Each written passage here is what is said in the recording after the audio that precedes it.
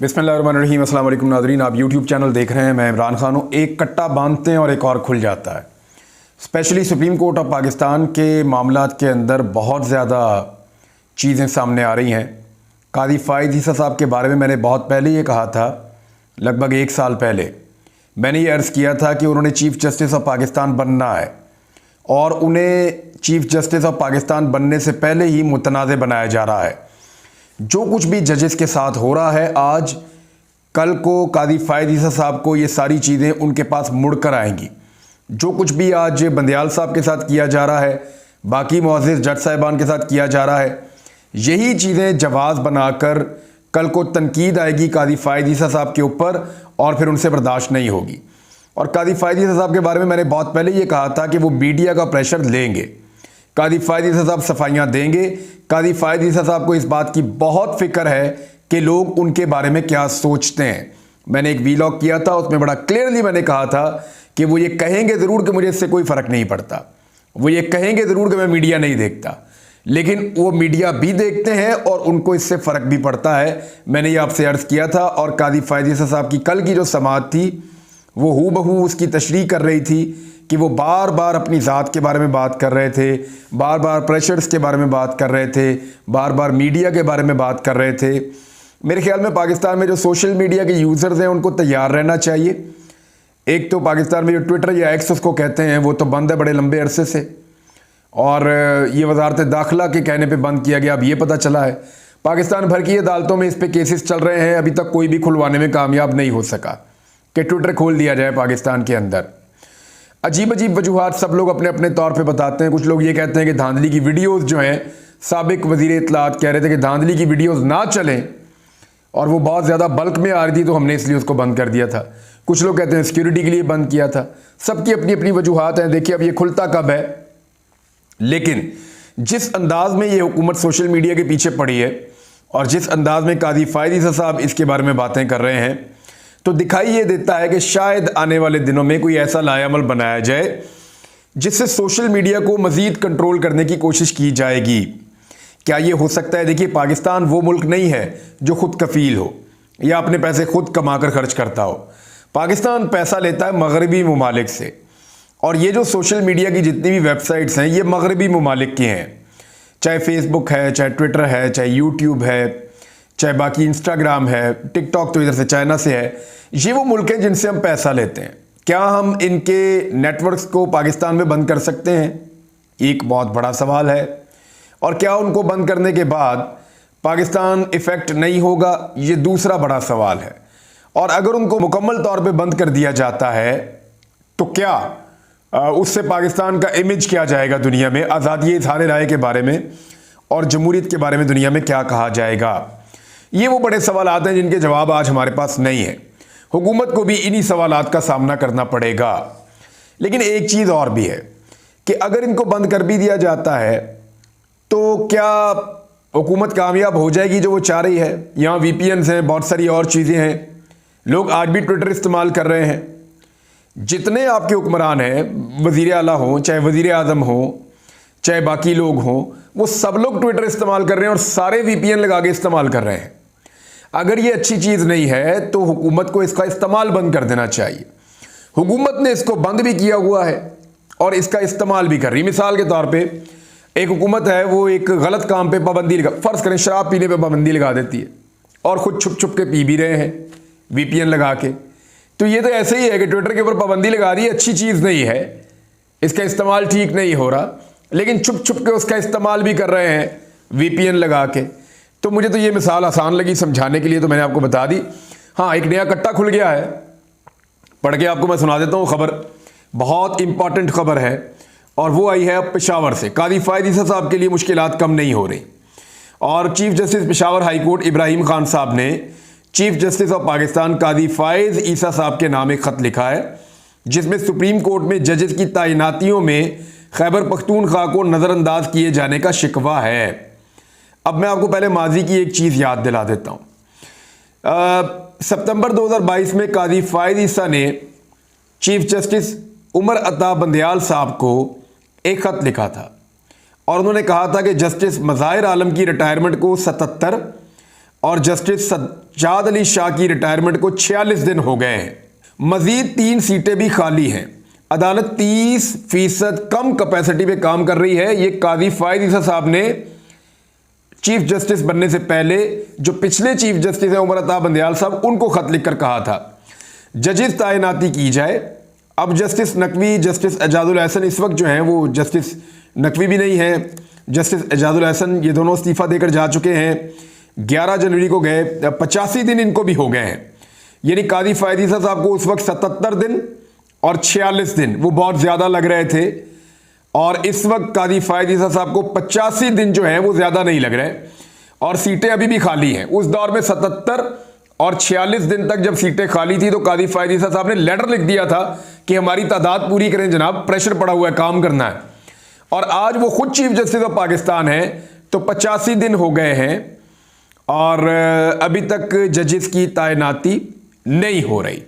और ये भी याद रहे कि काजी फायद ईसा साहब के होते हुए सुप्रीम कोर्ट में सीटें होने के बावजूद सिंध हाई कोर्ट के जस्टिस अहमद अली शेख और पंजाब हाई कोर्ट के जस्टिस अमीर भट्टी रिटायर हो चुके हैं।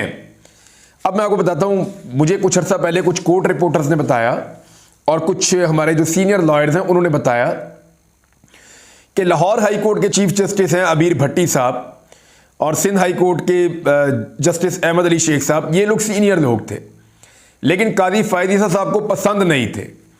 तो सीनियरिटी की बेस के ऊपर अगर वो जजेस की तैनाती करते सुप्रीम कोर्ट ऑफ पाकिस्तान में, तो ये 2 जजेस सीनियरिटी की बेस के ऊपर पहुंच जाते सुप्रीम कोर्ट ऑफ पाकिस्तान में। तो इसलिए काजी फायद ईसा साहब ने सीनियरिटी की बुनियाद के ऊपर या वैसे भी जजेस की तैनाती नहीं की, इतना लंबा वक्त गुजार दिया। 2 जजेस जो है वो रिटायर हो गए। अब एक और जज जो है वो रिटायर होने वाले हैं, पेशावर हाई कोर्ट के चीफ जस्टिस जनाब मोहतरम इब्राहिम खान साहब।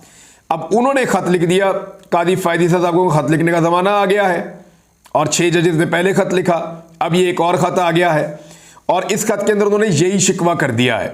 यानी काजी फायद ईसा साहब ने जो पैटर्न सेट किया था खुद से उमर अता बंदयाल साहब के लिए, अब वही सवाल उनके सामने आकर खड़ा हो गया है। उस वक्त शिकवा करते थे कि जनाब आप जज क्यों नहीं लगा रहे, सीनियर लोगों को फौरी तौर पे सुप्रीम कोर्ट में क्यों नहीं लेकर आ रहे, इतने इतने दिन गुजर गए हैं। अब खुद चीफ जस्टिस बने हैं तो उससे ज़्यादा दिन गुजर गए हैं। होना तो ये चाहिए था कि दूसरे, चौथे, 5वें, 7वें दिन या 10वें दिन चीफ जस्टिस काजी फायद ईसा साहब अपने उसूलों को मद्देनजर रखते हुए जो सीनियर तरीन जजेस हैं उनको सुप्रीम कोर्ट में पहुंचा देते।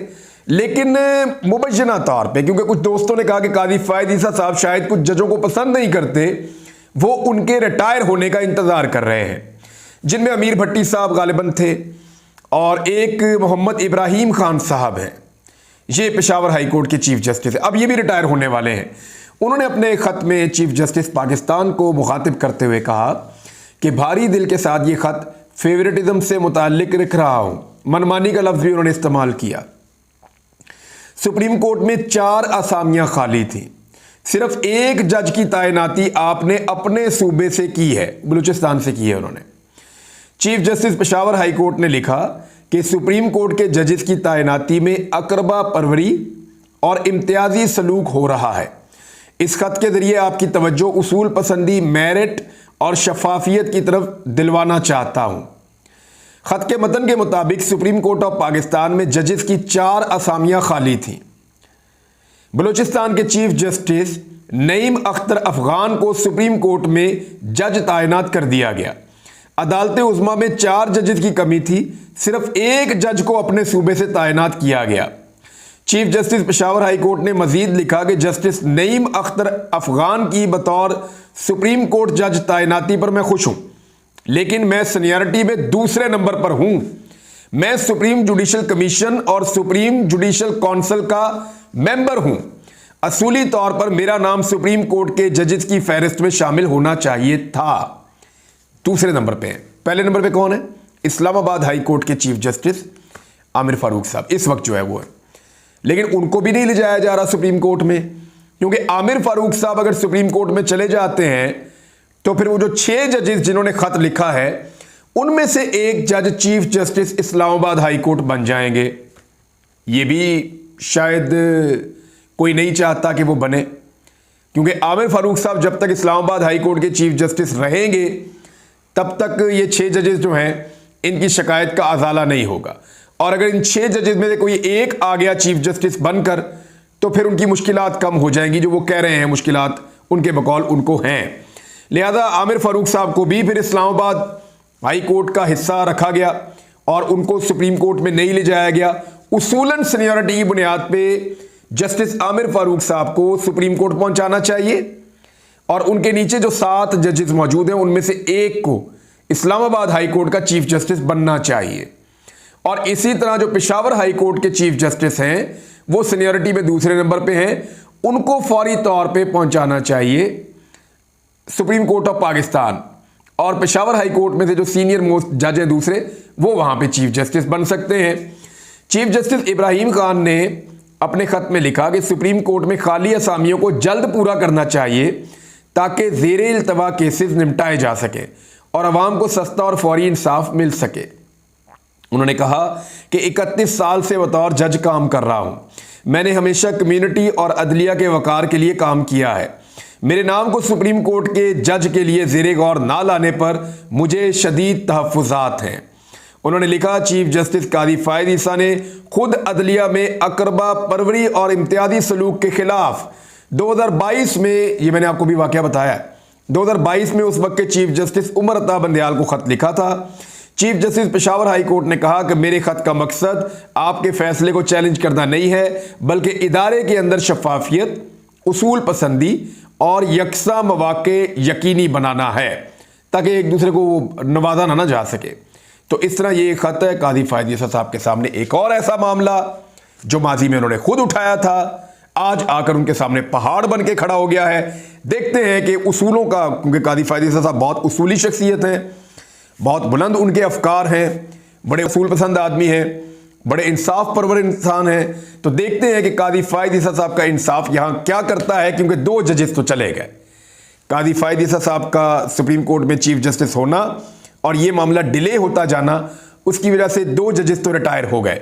तो क्या अब इंतज़ार किया जाएगा कि पेशावर हाई कोर्ट के चीफ जस्टिस रिटायर हो जाएं या कादी फ़ायद ईसा साहब उनको सुप्रीम कोर्ट ऑफ पाकिस्तान में जज के तौर पर लेकर जाएंगे? नंबर 1। नंबर 2, आमिर फारूक साहब, क्या उनको इस्लामाबाद हाई कोर्ट में ही रखा जाएगा या उनको भी सुप्रीम कोर्ट ऑफ पाकिस्तान में बुलवाया जाएगा? क्योंकि उनका भी हक बनता है कि उनको सुप्रीम कोर्ट ऑफ पाकिस्तान के जज के तौर पे मौका दिया जाए। और सीनियरिटी का उसूल जो है, जिसका ढिंडोरा पीटा जाता रहा माजी के अंदर, बार बार कहा जाता रहा, सीनियरिटी के उसूल को पसे पुश्त डाला जाएगा या उसके मुताबिक ही काम किया जाएगा? ये बड़ा अहम सवाल है। देखते हैं आने वाले दिनों में हमें जवाब मिलेगा। अब देखें, इस वक्त कादी फ़ायद ईसा साहब पे जब तनकीद हुई तो उन्हें बहुत बुरा लगा और बहुत सारे लोगों ने ये सवाल उठाया कि वो इतने गुस्से में क्यों हैं। तो मैं आपसे अर्ज़ करूं कि कुछ जुमले मैं आपको बता देता हूं पढ़ के। ये जुमले मैंने लिखे हैं जो जस्टिस उमर अता बंदयाल साहब और दीगर जजेस के बारे में बोले जा रहे थे, और उस वक्त कादी फ़ायद ईसा साहब जो बोलने वाले लोग हैं उनके दरमियान जाकर असम्बली के अंदर भी बैठे थे। यानी उन्हीं लोगों को, उन्हीं पार्टियों के बीच में जाकर आप तशरीफ फरमा हुए थे जो लोग सीनियर जजेस की तौहीन कर रहे थे। अब देखें, अब आप अल्फाज देखें मरियम नवाज के, उमर अता बंदयाल शराफत से इस्तीफा दे दो और घर जाओ। ये उमर अता बंदयाल साहब के बारे में अल्फाज और लहजा था मरियम नवाज का। फिर कहा, स्क्रीन पर नजर आ रहे हैं जो लोग, अब वहां जजेस की तस्वीरें चलाई जा रही हैं स्क्रीन पर।